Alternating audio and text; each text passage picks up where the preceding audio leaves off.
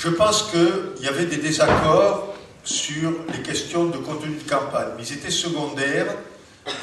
On sait que, et d'ailleurs, ils existent aussi au sein des organisations, notamment sur la question du nucléaire, mais qu'un compromis là-dessus aurait été possible. Donc je pense que sur les principaux thèmes de campagne, un accord aurait été possible avec le Front de gauche.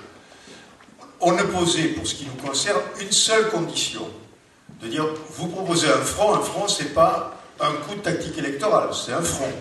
Donc c'est un front pour durer. Et donc la seule condition qu'on pose, c'est que ce soit un front pour au moins durer 1 an. C'est-à-dire qu'on fasse ensemble les luttes, les élections européennes et les élections régionales pour lesquelles les listes sont dans la plupart des régions déjà constituées. J'étais dans le sud-ouest il y a 15 jours, la liste est constituée, le PC sur la liste du PS.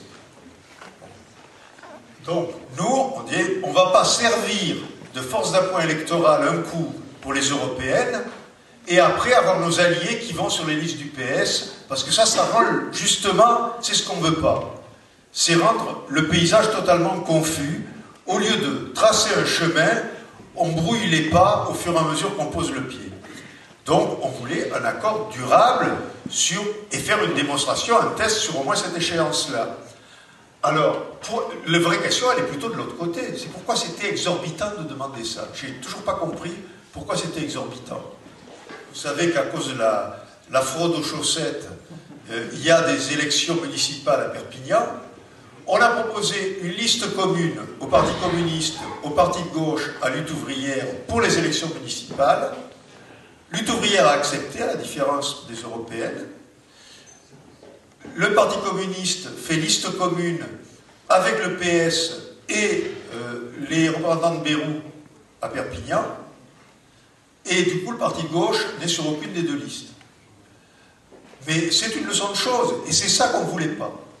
Nous, on veut bien faire un accord dans la clarté. Alors, on tirera le bilan de la division de cette campagne-là, mais pour nous, s'il y a accord, encore une fois, sur le contenu, l'idée qu'il puisse y avoir des listes communes ou régionales avec ceux qui voudront sur un accord, à condition que l'accord implique une plateforme sérieuse sur les régionales, avec les problèmes, hein, parce que quand même, il ne faudra pas avoir voté sur les hôpitaux avec le PS dans les conseils régionaux, etc. C'est ça, c'est pas un problème d'exclusive maniaque contre le PS.